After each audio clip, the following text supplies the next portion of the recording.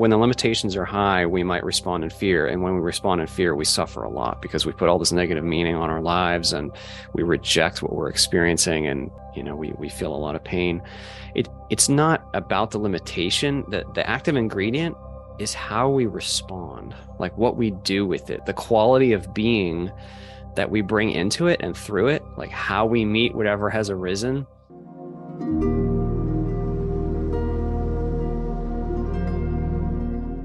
I've been able to partner with Headspace to bring you a special 14-day free trial to explore all Headspace has to offer. You can think of Headspace as your mind's best friend. Through science-backed meditation and mindfulness tools, Headspace helps you create life-changing habits to support your mental health and find a healthier, happier you. Headspace is proven to reduce stress by 14% in just 10 days. It can also help you relax your mind in minutes, improve focus, and get the best sleep ever. To access your 14-day free trial, simply click the link below or head over to chrissykdm.org/headspace.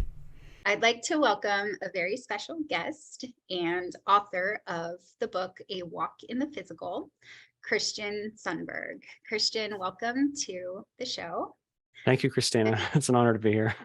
I'm so honored to have you here. And since I saw your first podcast, I couldn't wait to have a conscious conversation with you. So with that being said, are you ready to get started? Absolutely. Thank you. Perfect. So, Christian, when I heard your story about remembering your pre-birth experience, one of the things that really impacted me the most was when you described how you met this being and there was some quality about that being and you were curious. And once you learned that that being spent time on earth, your soul said, I really want to do that. Yeah. That jumped out to me. I immediately felt that knowing who I am in this body on this time space, earth reality, I immediately was like, I know my soul did that too. And so I think many of us do. Even if we don't recall, I think many of us have been similarly inspired. In fact, I heard Bob Monroe, the famous out-of-body explorer, make a comment to that effect a while ago. After I had shared it, I remember him saying that many of us come because we become inspired by a being who has come, and we see the potential and the expansion and the love and the joy that's within them, and we just say, I want to do that. And that's so what I experienced. So I love that. I love that he said that. Yeah. Yeah. And it was what impacted me most was that, I've signed up I have had a lot of challenges in my life, mostly around addiction and being a single mom for 18 years. Those are my two big challenges. And many, many times I have felt victimized by this planet. And so the reason that, one of the main reasons I wanted to talk to you was because it was so inspiring to hear that we choose to be here. Yeah. So could you talk about that a little bit for me? Yeah, we do choose to be here. And I know it can feel like we're victims when we're here because the level of constraint that we're dealing with here is very high. So and when I say that, what I mean is like we feel separate from each other. And we feel bound by like biology, what our biology limits us to, and all the constraints of the physical universe, like linear time and discrete location. These things that we think are so obvious, they're actually really alien to us. It's a very, very dense experience by comparison to be human. It's like wearing a heavy coat, like wearing a 500-pound coat or something, and then once we're wearing this 500-pound coat, we say, oh my gosh, this is heavy. Right. It can be heavy. Yeah. But the spirit is deeper than that. Like we know from that perspective that the limitation is actually an opportunity. And so that's why we come. Yeah. I love that. So you said the limitation is opportunity. Yeah, it can yield opportunity depending on how we respond to it. The key is, so it's not that limitation itself causes an effect, and it's not that suffering is good or something like that. because I think a lot of people, kind of tie those things together, and then they think, oh, well, that means pain is good. I came here to suffer. No, it's just that it's just that when the limitations are high, we might respond in fear. And when we respond in fear, we suffer a lot because we put all this negative meaning on our lives and we reject what we're experiencing. And, we feel a lot of pain. It's not about the limitation. The active ingredient is how we respond, like what we do with it, the quality of being that we bring into it and through it, like how we meet whatever has arisen. That is where the real quality is. So when we talk about, like, I've used the analogy that being physical is like lifting weights on a weight bench. So like the action of pushing up the weights can mean a lot of different things, but the simplest way to put it is having a loving intention rather than a fearful intention. And love can mean so many things. It can mean perseverance when things are difficult. It can mean acceptance when something is really hard to accept. It can mean choosing compassion in a situation where it's not easy to choose compassion. There's so many things that can possibly mean. So it's that the limitation is giving us that context.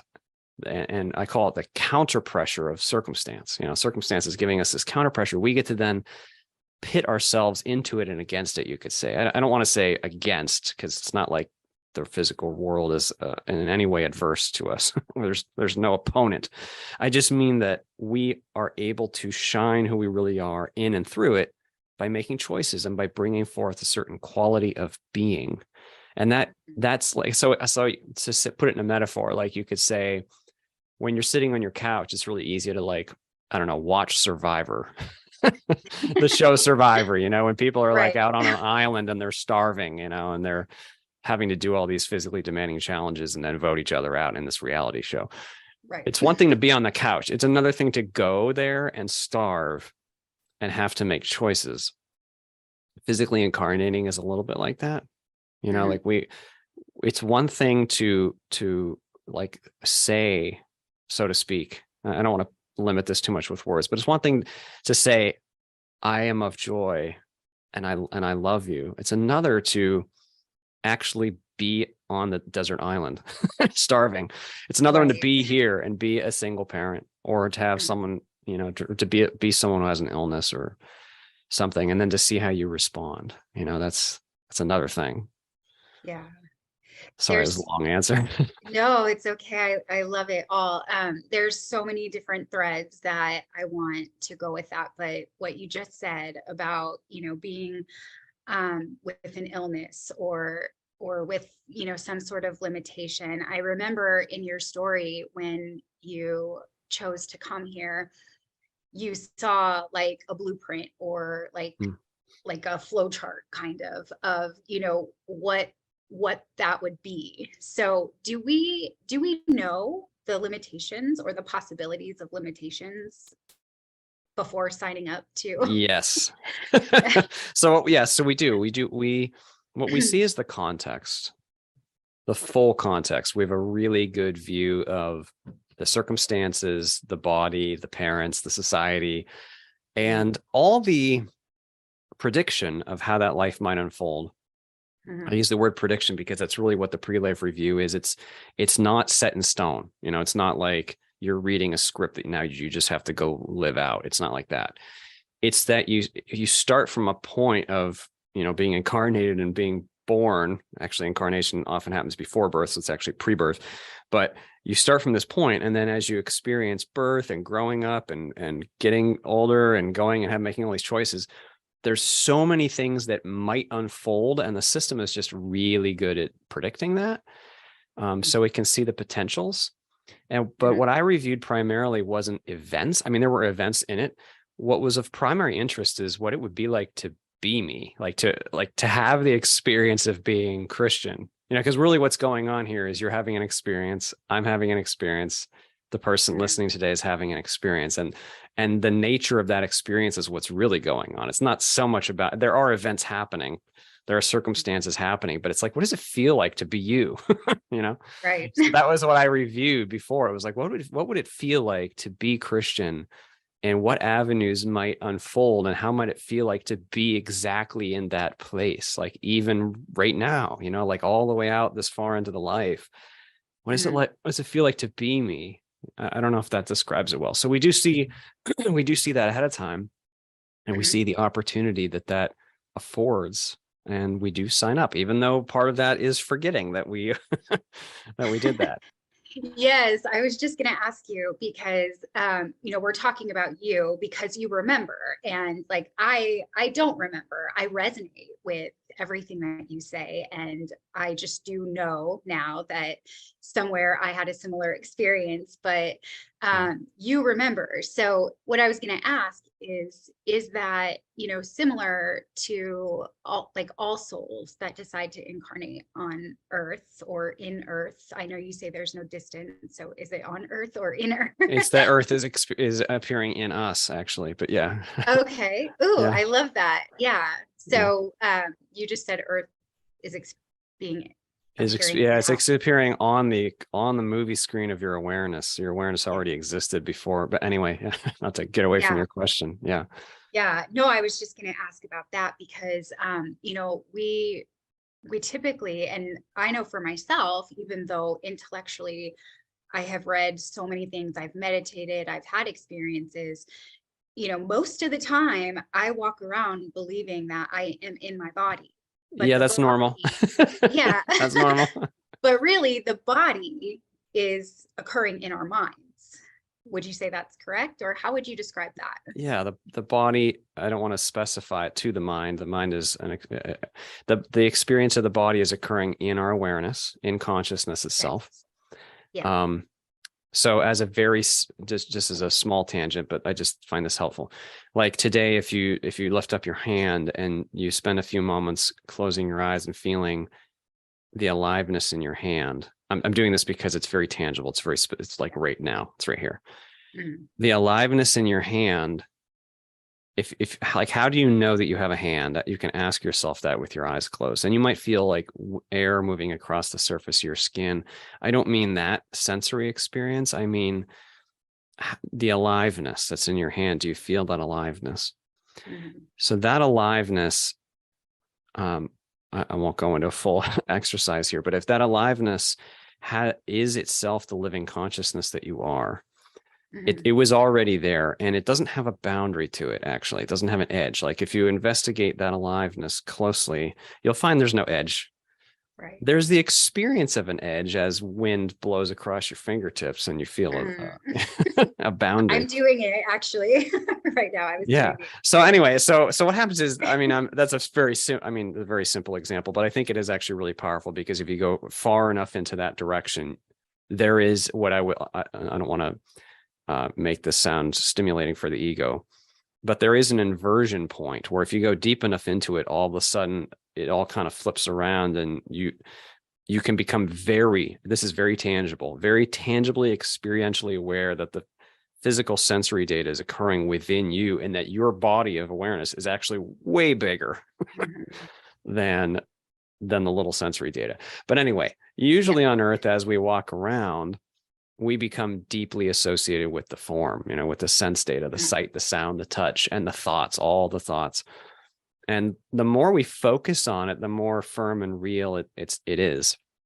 And Mhm. that's what the veil permits. The veil just permits us to kind of get lost in and focus deeply within the form.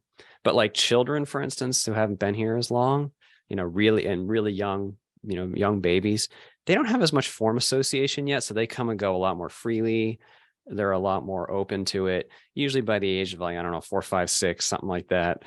You know, now you got an identity. Your parents have told you who you are a few hundred times, and you've really started to focus into it. We all tend to do that. So back to your original comment, I did not remember the majority of my adult life. I had no Mhm. memory between the ages of 6 approximately and 30. My body's 43 right now.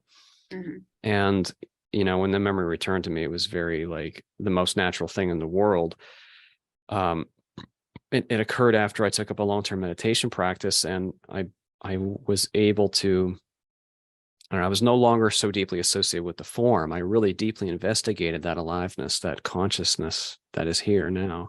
And I didn't expect anything. It's just that once we go in that direction far enough, deeper aspects of ourself rise up all on their own.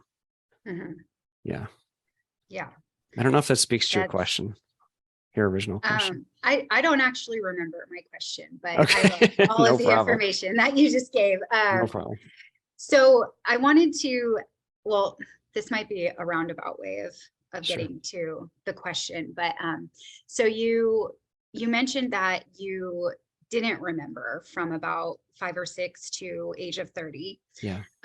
The other day, and we're all veiled, correct? Like we're all veiled when we come here, so that Yes.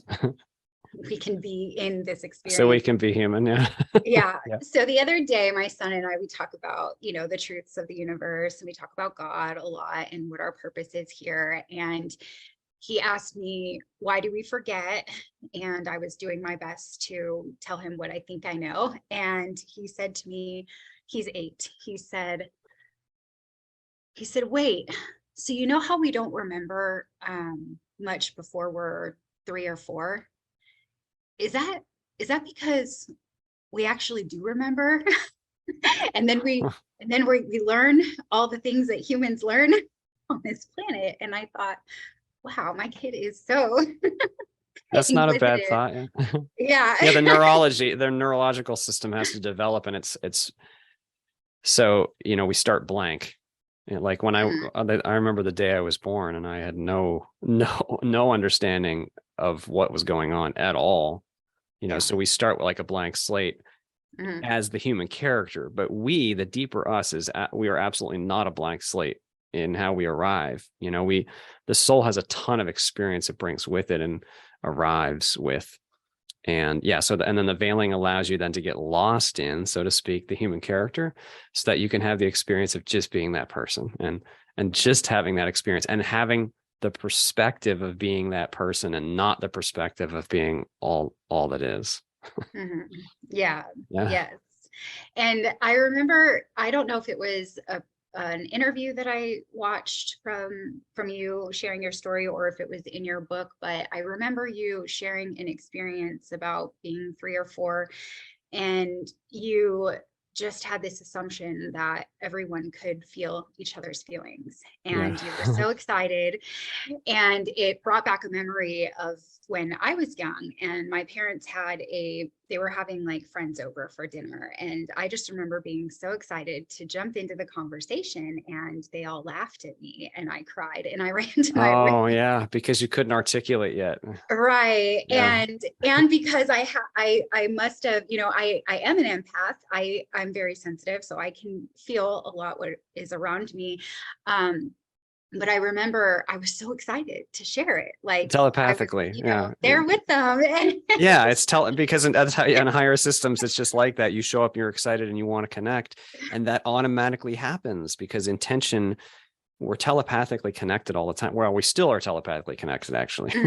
It's Right. just that most of us are quite unaware of it on a routine basis. So I totally relate to what you're saying. Yeah. And then as a kid, you don't have the language yet to, like, you don't have it takes a lot of practice to be able to then take all the thoughts and ideas and turn them into words and throw them at somebody else in a way that makes sense. Yeah. That's a strange, very clunky way to interact. Right. Yeah. Yeah. So, okay, that brings me to another curiosity. You said we are all still telepathic. So one of the things that, as I started learning about my empathy, and, my kids, I start talking and they're like, Mom, how are you in my brain? How did you know I was thinking that? And my answer is, we're all one mind, but they think I'm psychic or a witch. And I'm like, well, we all have that capability. Do Absolutely. we all have that? Oh yes, absolutely. No, it's the norm. Okay. The norm is that is so relieving to me. Yeah, no, it's the norm. When I say the norm, I mean on Earth it may not be all the norm all the time. But as spiritual beings, in most higher systems, we tangibly feel and know our connection with each other and with the environment all the time. And so telepathic exchange, that is the exchange of not only ideas but feelings, is just the natural, it's the natural efficient way of interaction. Like if you want to, like, there's no room for misinterpretation when you're sharing exactly what you're thinking and feeling and intending, and they can see it and you can feel them. And, that's kind of what we're used to. And that includes information and data. So Mhm. now that we're on Earth, it's like put it this way, we're still connected to the database. Mhm. The database that's running the simulation is a part of us. It's a part of spirit. So it's Mhm. actually not far. It's not hard to reach. It's just that when we're veiled, we often are quite obscured from it because we're so focused on the clunky thoughts and the clunky sense data and the clunky everything, the denseness.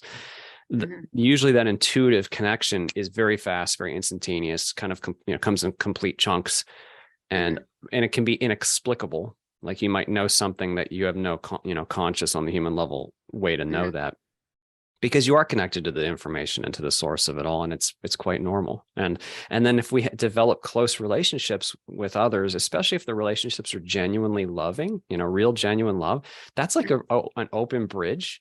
So then telepathic exchanges can happen much more normally, like really close friends, or like last night my wife and I were sitting in bed and I was reading something, and then I just had this like telepathic, like, would you scratch my back? I didn't even ask it verbally. And she reached out and scratched my back, and she was reading something and she just did it. And Mhm. it was like, and then I kind of laughed out loud, and she said, why did you laugh? And I was like, well, because I just asked you to scratch my back, but I didn't bother to speak and you still heard it, Mhm. so it's anyway, so that kind of stuff does Yeah. happen. Yeah. Yeah. Those are fun experiences. I know that there's a lot more threads now that I want to go down, but you mentioned database and clunkiness. And so, like, for listeners that might be not sure of who you are, or new to, some of this kind of content, can you explain what that means, the clunkiness? Like, The clunkiness. Yeah. So when we're physical, all we know is the physical. So it's hard for us to understand how this could be clunky. right. But in comparison to our higher states of being that are less constrained, everything here is very, very dense and slow and clunky. I don't know what Mhm. other word to use. By comparison to the speed and rapidity and fullness of action that takes place in higher states. So maybe, I don't know if this metaphor is going to be helpful, but like if you imagine going to an IMAX movie theater, and then going and watching a TV show on a 20-inch black and white TV screen.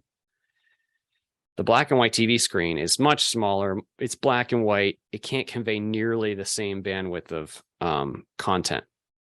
We get used to the black and white movie screen. Being on Earth is like living in a black and white movie by comparison to the vividness and the realness of higher states.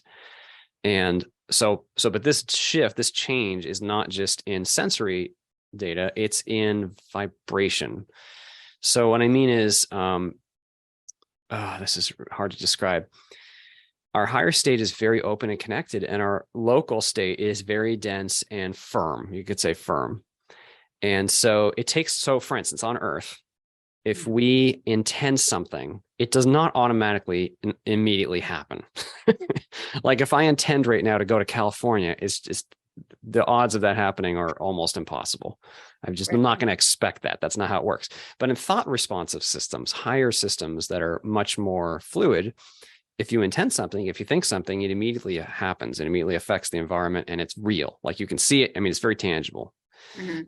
So here on Earth, it's still actually our intention and our thought still has an effect. It's just a lot slower.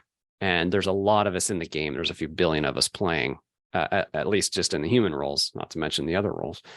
And so those intentions and those thoughts are building up thought momentum, and the thought momentum can translate into physical outcome. Actually, it just takes time, usually. I liked how you described that. I noticed that as I was listening to you, I had this vision of like everything I see in front of me, my laptop, the microphone, there's edges, right? Like you said before, and Yeah. what, like almost like it just turned into, like nothing, like but colors, or like like you said, vibration, and it was almost like a fuzzy TV screen or something, where it Mm. wasn't like so hard or firm, like you said. Yeah, And I it's love in how, oh, sorry to interrupt. oh, no Go ahead. worries.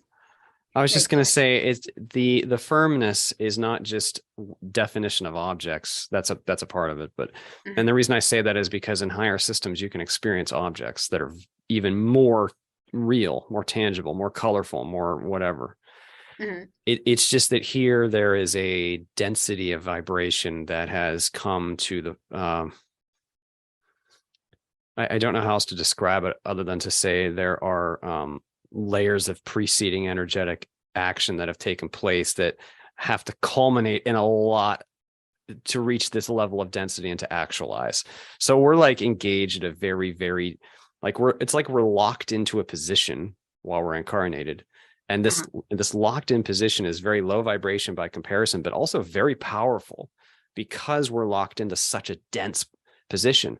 And in that very, very dense position, when we make hard choices, when we deal with the feelings, the emotions, the strong human emotions and the thoughts that might arise, the very loud thoughts that can arise, or to circumstances that are so persistent here, like someone dies and they're gone the whole rest of your life, right. super persistent. That's a very dense, kind of a constraint. Then now that you're locked into having to face and deal with those constraints, how do you respond then? Like Mhm, how do you respond if you have an illness that lasts not just a month, but a year, or not just a year, but 10 years? After 10 years, how are you responding? That level of persistence and consistency and density is one of the great values of Earth, because mhm, now you really have to pick, now you really have to decide how you're going to respond. right. Yeah, I just really felt that locked in when you said that. I Yeah. can't describe the feeling, but I felt it in my core, like we're locked in. We're as Uh, locked in, we're as locked in as we can get. I mean, that's like that's the technology of the veil. mhm, Is that it allows us to lock into this very, very dense, high opportunity position. And yeah, it's one heck of a ride, you know? for sure. Yeah. Um, so I want to go back to when you were describing the black and white movie and the IMAX movie. Yeah. So I'm very deep into the work of A Course in Miracles and the Mhm. Way of Mastery, and they often they're channeled by Jesus, and it often, depicts the comparison that, this is a movie. Mhm. And so there's a couple pieces I want to ask you about here. One is that our choice is to tune in to which movie we're going to be watching, the one that's led by ego or the one that's led by God. Do we actually can you talk about free will and, do we actually create our own reality? We do create our own reality, both individually and collectively. And Mhm. the collectively part is a big one on Earth. um, so Yes. it okay, so while we're human, we focus an awful lot on how the physical has actualized. We focus a lot on how the objects are placed today. you know, Mhm. who's got what, who's doing what, what's the new Right. image that's on TikTok, whatever, who's leading this company today, or who, we're really focused on those kind of events. Okay, but the important thing is the quality of being with which we are meeting the objects that have arisen, and what kind of decisions we are making in response. So we can say that's called choice making. What choices do we make? But there's actually something that's taking place deeper than the choice itself, and that is intention. It's the best Yes. word we have. I just mean at the deepest level, as a spiritual being, what is the what and why you are Mhm. making the choices you're making today? What is the quality with which you are making your choices? Honestly, Yes. because you can't fool the universe. Like your actual motivations are your actual motivations. You can fool yourself, well, you can at the ego level quite a bit. Mhm. The deeper part of you, of course, it's still seen. So what I mean is, what is that quality of intention? That's what the whole name of this game is what is the quality of your intention with which you meet any given moment, any given choice? Are you responding out of fear and rejection and ego that is like trying to grab onto some power that seems to have been lost because now you feel separate from everybody else and you don't have power, and now I got to get some money, or now I got to, control this person next to me, or now I got to, belong to the right group or believe the right thing, whatever. Yeah. Or are we choosing to have patience with ourselves and others, compassion? Are we choosing ownership, perseverance? Are we choosing to relate to the present moment in a way that is more in alignment with the love and the peace and the joy and the freedom of our true nature? Because that our true nature is love and peace and joy and freedom. That is our true nature, always, always, always. No matter how deeply we get wrapped into the horror stories that we've created for ourselves on earth, and no matter how much fear we have in response to the horror story we've erected, our true nature is always that love and that peace and that joy. Yes. So can we make choices that are in alignment with that? And when we do that, like, we feel joy. We feel the freedom and peace. People say, well, how do you know if you're wielding an intention that's in alignment with love? You will feel it. You'll feel one step closer to freedom, one step closer to joy, one step closer to fullness of fulfillment. You'll feel fulfilled. Like, there's a deep satisfaction when you actually help the person next to you, when you actually love the person next to you, when you own your own crap. After decades of like, tormenting yourself or causing pain for others, when you finally look at your own fear and say, wow, I have a lot of fear. When you really face that and own that, those are powerful moments. That's what we're here to do. Yeah. I love that you brought that in, because one of the most powerful essays in your book was, you can't trick intention. You can't trick your intention. And as soon as I read the title, I was like, I felt like I got it already. But then after I read it, I really just resonated with what you said. We can't, and I know if I look back through my life when I was lying to myself or trying to trick myself, because it wasn't ever ill intention. It was just, I didn't know better. No, it's asleep. It's unconscious, and egoic action is very largely unconscious. Yeah. And then what I loved about your previous interviews, and what I really wanted to talk to you about, was the intention of love. And I think that, several times you've mentioned in your book and in other interviews that that is our purpose.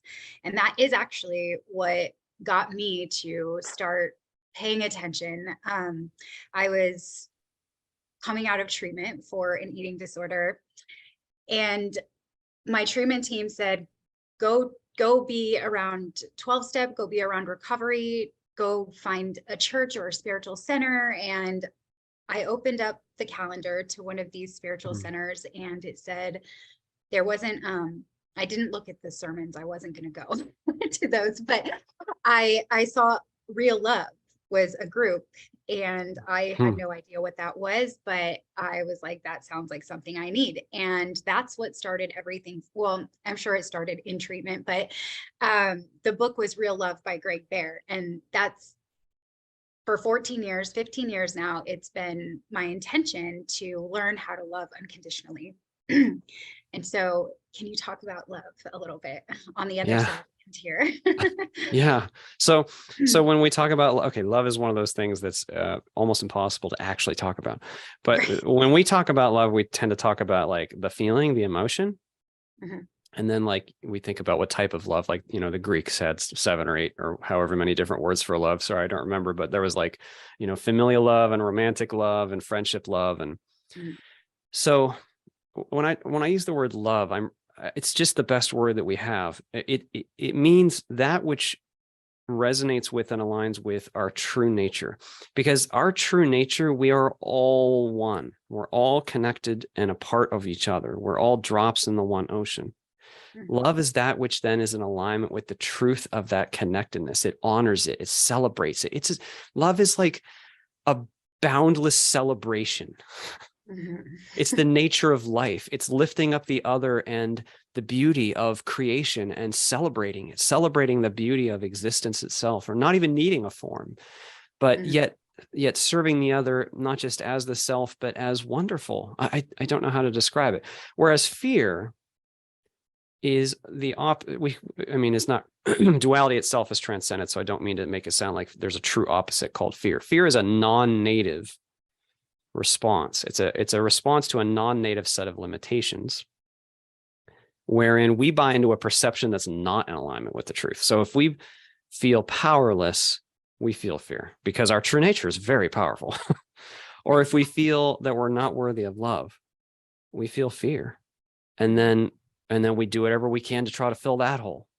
Right. Or if we feel that, shameful, or we don't have control, or, they all kind of boil down to some of the root ones, perceiving you don't have power, or perceiving you're not worthy of love, and a few others. Anytime we buy into those perceptions that are not in alignment with who we really are, that can prompt fear, precisely because we are losing ourselves in the perception of being something we're not. Mm-hmm. You see, now it's like, I'm not loved and amazing. And oh my gosh, I'm disgusting. I'm gross, and then we respond in fear.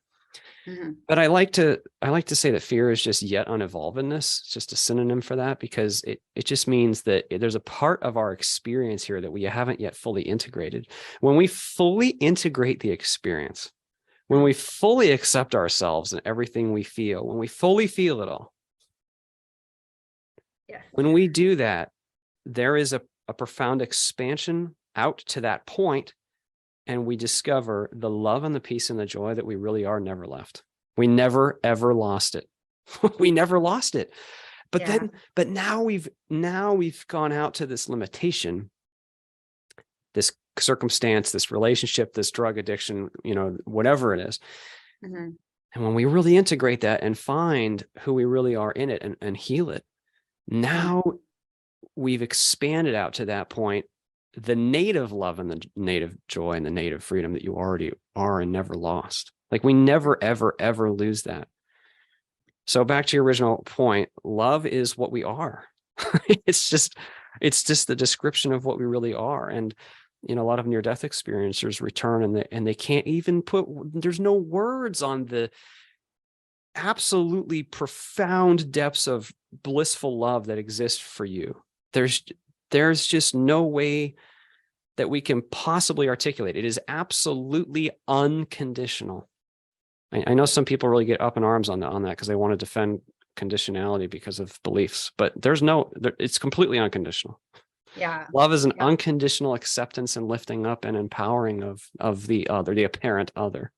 Mm-hmm. Yeah. Yes, I love that you just brought that into the conversation, because one of the practices I've been doing, I'm doing the Course in Miracles. I'm doing all the lessons all over again. So there's 365 days of lessons, and a lot of the first part of those lessons is I guess ingraining in our minds, imprinting that everything's neutral, and that we put meaning into everything that we see. And I know you've talked about that. So, I was just going to say that I feel like that is one of A Course in Miracles' great strengths, is that it is attempting to, so I personally feel like sometimes the language is difficult to understand, and sometimes perhaps even less helpful. Sometimes it's not helpful because of the very specific meaning of some of the language. But anyway, overall, I find it to be a valuable exercise in re-relating yourself to form meaning sensory data, thoughts, objects, ideas. Mm-hmm. Because like you said, it is all neutral. Like when you're a baby and babies are just, they don't have any meaning tied to it. They're just experiencing sensory data and they don't even know what it means yet. Right. You can, this is just kind of fun, but you can locate how deeply you are associated with form. If you whisper your name to yourself, you'll notice this very strong pull to identification with your name. You're not your name. Mm-hmm. Right. You're not even a human. You're not male or female. You're having the experience of being this name and being this human who is male or female. Mm-hmm. And so, A Course in Miracles can be really helpful because it is very helpful to spend time, actual time. We have to take linear time to do these practices, to practice meditation, Mhm. and to locate your own relationship with form. Mhm. And then when you do that, what happens is, not because you're trying, but as your relationship with form changes and as you open, larger parts of yourself and of the truth just can rise up all on their own. Like Mhm. all of a sudden you might feel this amazing peace. And Yeah. it's like, and as soon as you do, the ego's like, oh my God, that was amazing. How did I die? That was amazing. I got to get that. I got to grab Right. that again. And it tries to grab onto it. I know.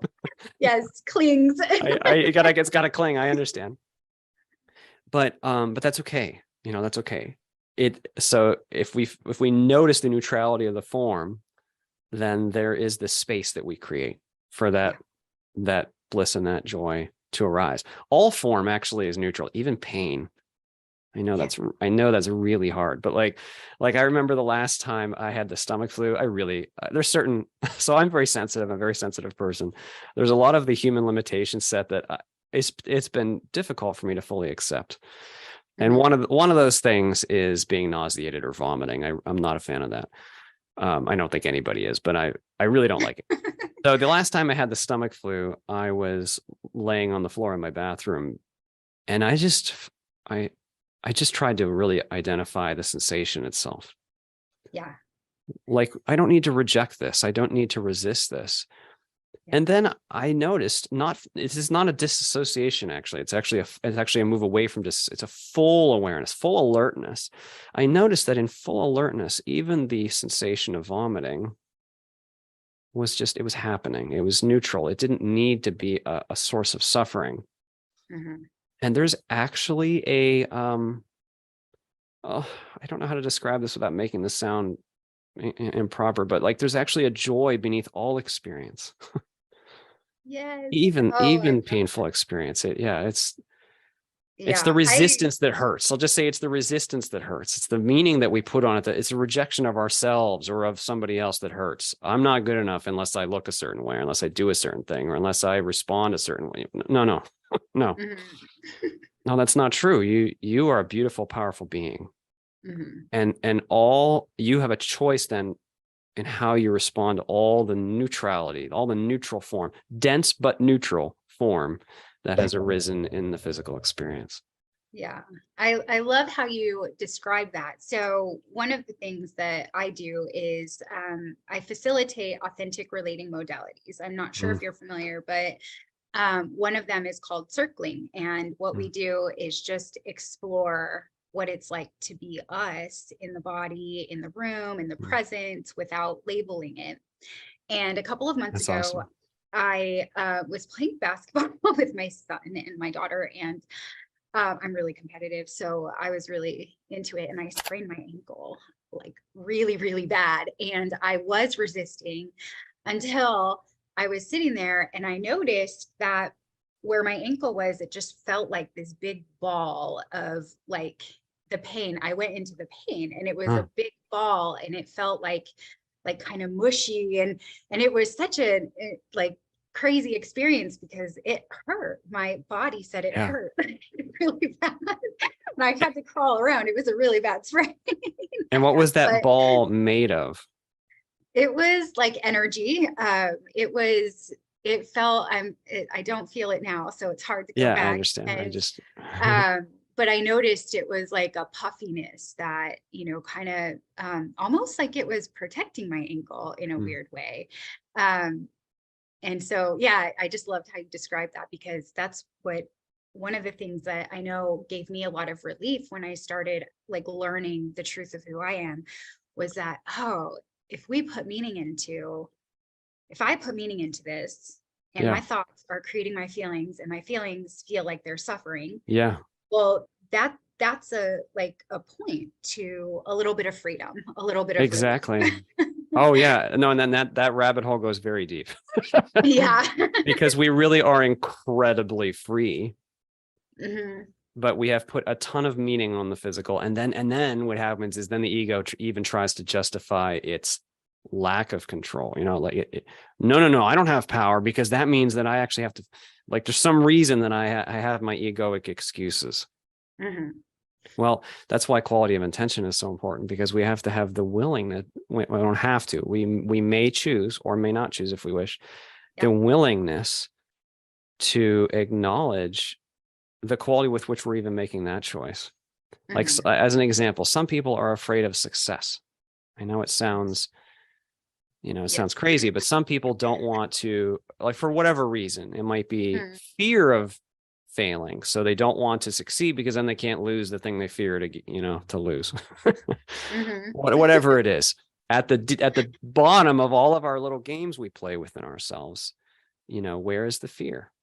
And that's why it's so powerful to directly find and face our fears, and find that when we go into them, ultimately, it may feel like really terrifying. I'm not making light of the depths of fear. I'm here to face, I came to this life to face fear. I do not make light of it. But when we really go into that closet, I use this metaphor in my book, and I've shared it before, but I'll just share it super quickly. When my father was a little child, a kid, he would lay in his bed and he would look at this closet in his bedroom every night, and he was terrified of the monsters in the closet. And every night he had problems falling asleep, and he was just, he lost his peace over these monsters in the closet. One night he said, you know what, screw this. Enough's enough. I'm going into that closet. I'm going to find those monsters because I'm sick of being afraid. And he charged into the closet, and he felt through the clothes, and he sat on the floor, and he expected that he would be eaten. But nothing happened. There were no monsters in the closet. Right. So today, as an adult, my father is not afraid of closets. Now, I know that sounds silly, but our fears are like that. We torture ourselves for years resisting something. Yes. And then when we eventually go into the closet and really go in there and really feel everything, we find there was nothing ever ultimately to be afraid of. This is the place where we can test that to the extremes, man. Yeah. The extremes. Yeah. I love that. One of my first sponsors told me this. And so I've been sober from drugs and alcohol it'll be 10 years in December 7th. Congratulations. And thank you. Yeah. Talk about miracles. They are real. She said to me, you're just going to the edge of fear to see it isn't real. Oh. And like, I'm so grateful that I had her as my first sponsor, because the learning that I got, I've taken that with me everywhere. And I live in Phoenix, in Arizona, in a desert. So just about a month ago, there was a scorpion in the house. And my daughter was like, whatever, we're going after it. If I get stung, I've already been stung, but looking at, like, I don't care about being stung. That doesn't scare me. I can handle the pain, but looking at it. And so we both used it as an opportunity to go to the edge of fear, to see it isn't real. And, we felt everything in our body. I mean, that was like the most contrast I have felt in a long time. That's wonderful. Yeah. It's amazing how even a relatively small stimulus we really can tiny, use. Now we're not saying go get yourself stung by a scorpion. That's not what we're saying. No. But yeah, even that, it could be something silly. Like this is another very silly example, and this is just personal, but it's the kind of thing that so a few years into my awakening, as I was really waking up to my relationship with form, one night I was standing at my toilet urinating, and I realized I was afraid of the feeling. And there was no reason to be afraid. So I went into this, but it's okay. There is a reason, because I feel afraid. There's something. And this sounds simple, but I didn't really have control over the sensation. I mean, obviously I could stop urinating if I wished, but that's not what I meant. I meant the feeling itself. Yeah. I didn't have control over this is such a simple, basic human experience, but yet it's dense. Like everything that we do here has a density to it. So I'm just saying that any simple interaction with form we can use in that way. That's really cool. Yeah. And then it's interesting, because then the scorpion tends to respond differently. Yeah. Whatever the scorpion is, whatever it is. So the thing is, I didn't see it. I saw a piece of fuzz. Then my daughter stepped on it, and she was like, what's that? And it ran under my bed, and we were going to bed. So I had way too much fear. There was no way I was going to sleep with that. fit under there. So we, so I was like, I was trying to call a friend, but it was 10 o'clock at night. I had no one to come over. And so she was like, all right, I'm going to help you if I get stung. And what I love about this is the quality of, and this wasn't always the case for me, but, playing with the opportunities, the challenges, the things that do arise in our life as ways to experience, right? That's what we're here to do, is experience. Exactly. And it is like a big playground. It's like a big playground with apparently sharp objects in it. Right. Yes. But it's a big playground. We like, our true nature is so playful. Yeah. Like, we are just such playful, fun-loving beings at heart. Yeah. Children are like that before they get conditioned out of it, right? We're all like that. Like, we're deeply playful. And this is like, this whole thing is kind of like, let's see how far we can take this creativity thing to the next level and really be dense and really get old and really have disease and really like see what we can do with it. And it may not seem fun to the human ego at times. I'm not making light of the difficulties. I'm just saying that the spirit that has given rise to form is playful, and we can use all the form as like a big playground. It's amazing when you lose your fear. Well, maybe not lose your fear. It's amazing when you've processed fear and really come to meet reality in a state of alertness. Yeah. How much everything becomes a beautiful playground. It's amazing. Like, things that otherwise would not seem magical, all of a sudden there's magic everywhere. Yeah. Like, it's amazing. Yeah. That's been something recently that, my kids are actually joining me in it. So I'm super amazed and happy that they play along when they're with me. They go to a different household. So I don't know what happens there, but it's more like not to expect that I'm never going to be afraid, but that when I notice I feel afraid, that's an opportunity to get present to, what's happening, exactly. What's the message? What's the messenger? Like, fear is like a messenger. It's like, hey, you have a perception that's not in alignment with the truth. And you're like, man, I really do. What is it? And you can go find it. I notice it can be sneaky though. My kids, so I'm more relaxed now than I used to be, but I can be very OCD. And so my son loves playing soccer, basketball. So he'll kick the ball around, and sometimes it'll hit things, and I'll say, Liam, keep it on the ground. And he'll say, Mom, isn't that your ego being afraid that something's going to get broken? And I'm not willing to go that route. I can understand that. I mean, I feel like, sometimes I respond in that way too, of course. And I feel like, I mean, part of it is prudence. Like, you're trying to be prudent and right. Right. So finding that line, and but that's good. I mean, that's wonderful that he does. I mean, I feel like none of us should ever be afraid to have a question, is that an egoic response? And it's okay. Like, notice that the ego will immediately be like, oh no, it's not an ego. It's okay. If you're having an ego response, it's totally fine. If you look at yourself, say, oh, okay. Yeah. Thank you. Yeah. So even that, one of the things that has been in my awareness lately and in the world is not to try to deny ego or push it away, but rather, to take that playfulness into, when you're recognizing it's the ego or things to that effect. That's beautiful. Ego is, because ego is not something separate. It's not like some separate structure that you're trying to get rid of and beat down with a stick. That's not how it works. It's just the part of it's you. Yeah. When responding in fear. That's all. So you know what I mean? And having built up some structure as a response. Yeah. I'm curious because I've heard and read some similar, but also kind of opposing things. And maybe that's just my own understanding or lack of understanding. So is the ego an illusion, or is it something we created?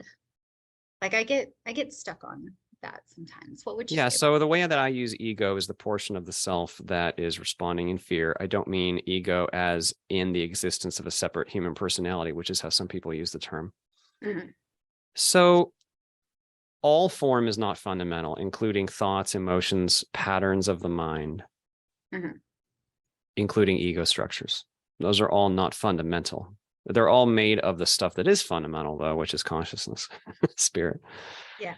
Spirit is real. It's the most real thing. And Mhm. then it loses itself in experiences of form for a while. Mhm. But the realness of spirit endures and then has an experience of form. So now I feel that it's important to not say that the experience itself isn't real. I know that some teachers say, oh, none of this is real. Well, it's like when you go to sleep at night and you have a dream. Mhm. When you wake up in the morning, it's pretty obvious now in your awake state that that was just a dream. It wasn't really real. Mhm. But something did happen. The thing that happened is you had an experience. Mhm. And that is what's happening on Earth. Yeah. It's like we're asleep in the dream of form and we're having an experience. And Mhm. then when we wake up, we realize, oh, I wasn't the human character. Yeah. And if the human character has an ego pattern, okay, you weren't really that either. But did you have an experience of being a human and wielding an egoic intent? Yeah, you had an Mhm. experience. I think that's the best way I would. Yeah. I love that. And you mentioned dream. So I'm 43 years old too. I'll be 44 next week, Ah, week and a half. happy birthday. This life, even though it's a dream, like we go to bed at night and the dreams feel like a few seconds, right? We wake up. So our experience in this firmness, in this denseness, is that what makes it feel so long? And really, like what I've heard is like it's just like a blink. Yeah. Yeah. Yeah, you could say that the linear time itself is a part of the denseness and linear. So because of that, our experience of linear time can seem very long. I personally feel like this life has gone on for just ridiculously long time. Like, I know it sounds silly, but I feel like instead of 43 years, it feels like 43,000 years. That's how long it feels to me that I've been in this journey. Yeah. From the other perspective, that where we move closer to transcendent, because we transcend linear time, our true nature transcends linear time. Then from that perspective, yes, it can seem like the blink of an eye. But Mhm. once again, though, that timeless self has the experience of knowing length of time and knowing sequence. You could say linear time is like a way of knowing sequence or experiencing sequence. Mhm. Yeah. Yeah, that's a really interesting topic to get into is time. Like, I don't even know how to ask what I'm wanting to know right now. But when you mention sequence, it's like in this life, it's like we take one step and then another step. So it appears like it's sequential. But, you know, when we access, like when we get present and we access that nowness, is Yeah. that, how is that Y- to like the Yeah. truth, what time actually is? Yeah, that's a step towards the truth. So time can feel different, Mhm. very different. Sometimes meditation can feel like, if you're really meditating, it can feel like a very long time, very short time, both. Yeah. But yet you were highly alert the whole time. It's not like when you fall asleep and you're not alert. Mhm. A state of meditation is one of alertness. It's a Mhm. beautiful alertness, and yet time moves differently because you are no longer focused into the radio channel of linear time. Yeah. Not that you're trying to do that. You don't sit down and say like, okay, I'm going to leave linear time now. Right. That's not how it works. It's just that as you focus away from this channel, by Mhm. focusing on your awareness itself, which already transcends the channel, you may automatically step beyond, at least somewhat, the linear time experience. That, because like I said, linear time is an experience. It's not really a thing. Okay. Yeah. I like how you say that. It's an experience. Yes. Yeah. Everything here is an experience more Yeah. than it is actual objects. Got it. Yeah. Yeah. Well, I do notice that we've been talking for a while and I do have some questions that I Sure, want of to course. ask. So the first question that I wanted to ask you specifically is, how would you define spirituality? Yeah. Okay. So spirituality is about one's relationship to the present moment. Mhm. And it's a very alert seeking of what is actually real. I think there's two main ideas about what spirituality means. So what I mean is, I'll start with the second one. What is actually real means go investigate objectively what is your awareness itself beneath thoughts. You just go look. Don't make anything up. No stories. You don't have to make anything up. Be a scientist about it. Go explore and investigate. What am I?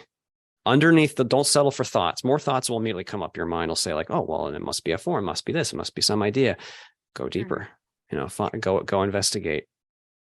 And so spirituality is actually a move away from the illusion and the dream of form, which can never fully articulate. The answers are there.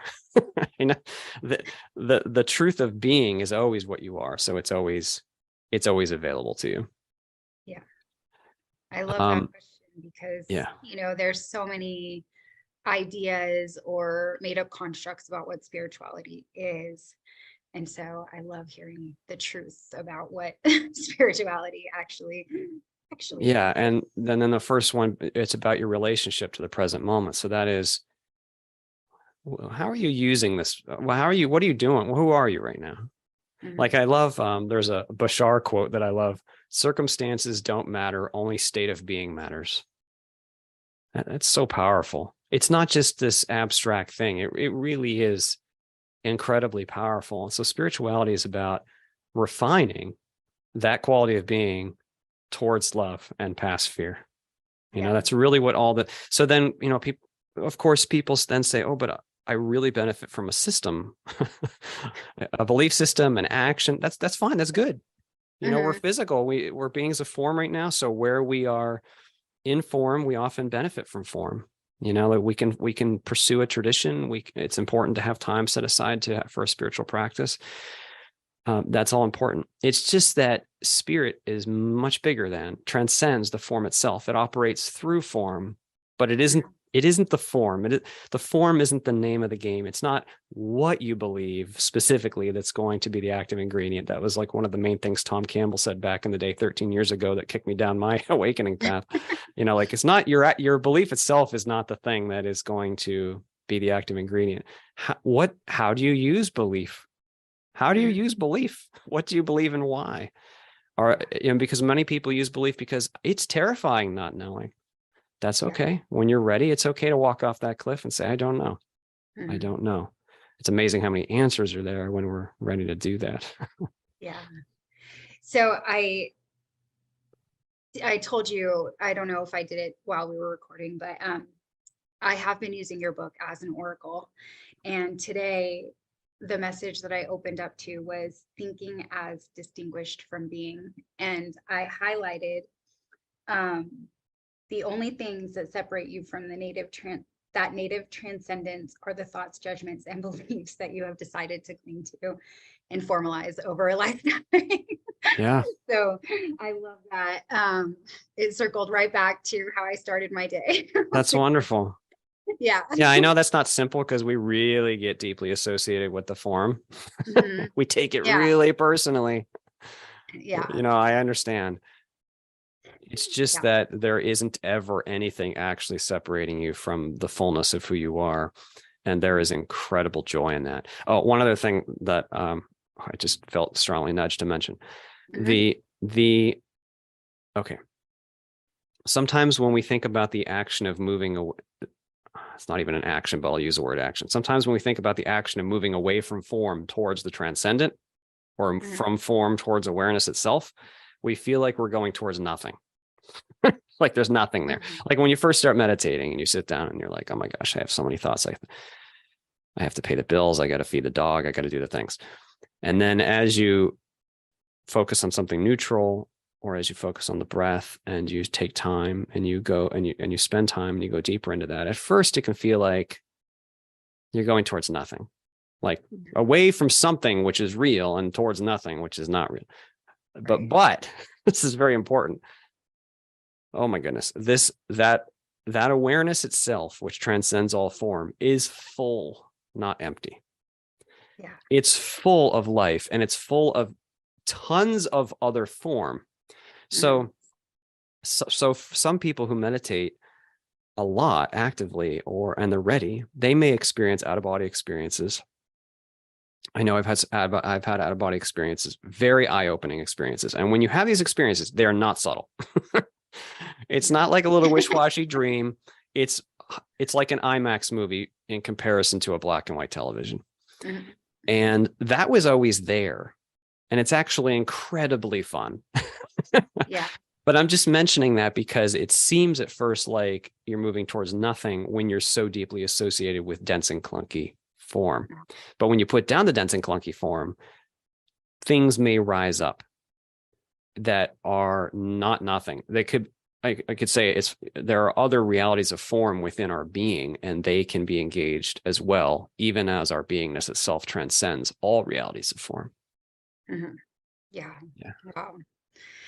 I loved how you said, like, it's not really the word, because I know that words don't really explain a lot of this stuff, or they can't actually describe it, because everything is beyond words. But when you Yeah. said it feels like we're moving towards nothing, it reminded me of some interviews that I've watched you in and things that I've experienced and read, that there's nowhere actually to go, right? There's Yeah. no distance, that we're already here. Can you speak to that a little Yeah. bit? So distances, when I say there's no distance, what I mean is the experience of distance is happening, but physical distance itself is an illusion. It's not real. Mhm. It's like logging into a video game. If you sit down and log into the World of Warcraft and you're walking around, Ironforge, the name of a city in that game, Uh-huh. it's not really there. It's Yeah. occurring on the screen, and it's in a computer. You can't go find Ironforge in the computer. It doesn't exist. Right. So the physical world is like that. Uh-huh. It's an experience of sensory information that's arriving on and in your consciousness itself. And so when you really and so even believing in the distance helps the distance be real. Like if you assume I'm trapped in my body, I have to Yeah. get out. If I want to have an out-of-body experience, I have to get out of this physical thing. I can see it. I can touch it. I need to escape this physical thing. Even that assumption is not super helpful, because you are lending credence to the realness by believing it. In fact, the thing that's real is consciousness itself. And that consciousness itself is a part of the one great consciousness, the one mind, the source. It's all one consciousness. It's all connected. And we are always connected to it all the time. So then when we go look at a sunset, so thinking all the time is like looking at a sunset and thinking while you're doing it. And you're not experiencing peace because, or even appreciating the beauty, because you're thinking about this person who was mean to you at the office today. Mhm. But when you fully let go and really with alertness be present with the sunset, Mhm. you may feel the aliveness and the connectedness that is in the sunset, but it's your being. See, like the sunset is in you. It's like a part of you, and you are marveling at the beauty of what is, and what is occurring within you. It's a beautiful thing,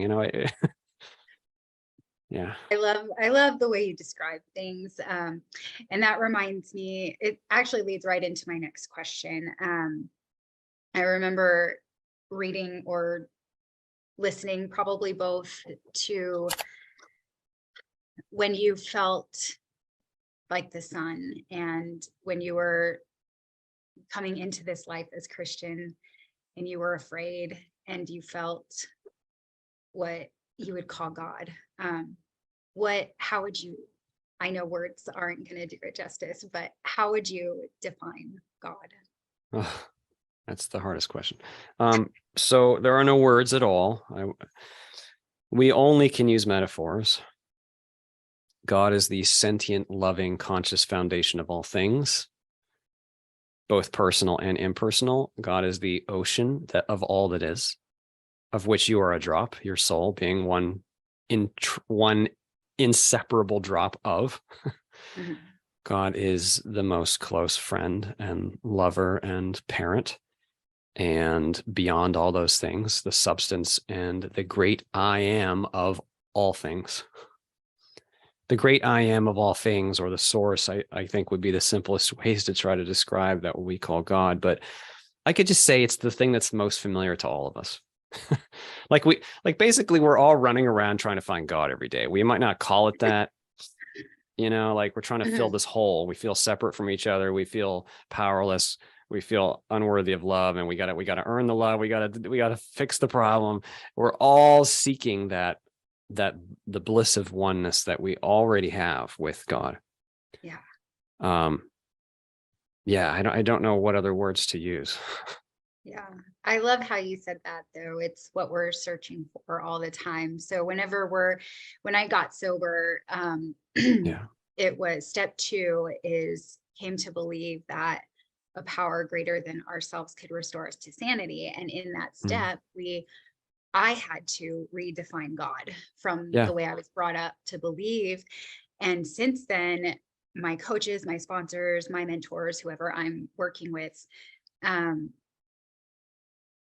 they got me to see that anytime I want to reach for anything external, all I'm really wanting is God. Yeah. So one thing I'll say, that's beautiful. One thing I'll say is that one synonym we can use for God is unconditional love and an absolutely unfathomable wisdom. So I'm putting it that way because this thing that we're seeking is very much alive and real to each of us. The most familiar thing to each of us, the most holy thing to each of us. That one of the hardest parts about sharing my experience is it's so personal. It's like pulling down my pants. That's how I feel. But but I'm not going to be afraid of that. It's what we all are. It's just that relationship is so holy. And so real that I feel like it's blasphemy to even try to speak to it. Right.